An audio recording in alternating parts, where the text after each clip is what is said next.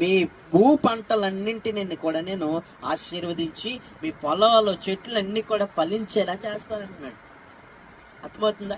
మన ఇంట్లో ఒకవేళ కరువు వస్తుందా, ఒకవేళ కొరత వస్తుందా, లోటు వస్తుందంటే కనుక మనం ఒకసారి పరిశీలన చేసుకోవాలి. ఏంటి అంటే మనం అందరం, మన కుటుంబం అంతా దేవుని వాక్య ప్రకారంగా నడుచుకుంటున్నామంటారా? దేవుని మాటల ప్రకారంగా జీవిస్తున్నామంటారా? దేవుడు ఇచ్చిన ఆజ్ఞల ప్రకారంగా మనము ఆయన ఆజ్ఞలను వెంబడిస్తున్నామంటారా? ఆయన చెప్పినట్లుగా మనం పాపానికి దూరంగా ఉంటున్నామంటారా?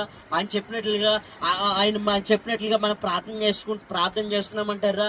ఆయన చెప్పినట్లుగా ఆయన ఆజ్ఞలను మనం వెంబడిస్తున్నామా లేకపోతే వ్యతిరేకిస్తున్నామంటారా అని ఒకసారి మన కుటుంబాన్ని మనం పరిశీలన చేసుకోవాలి.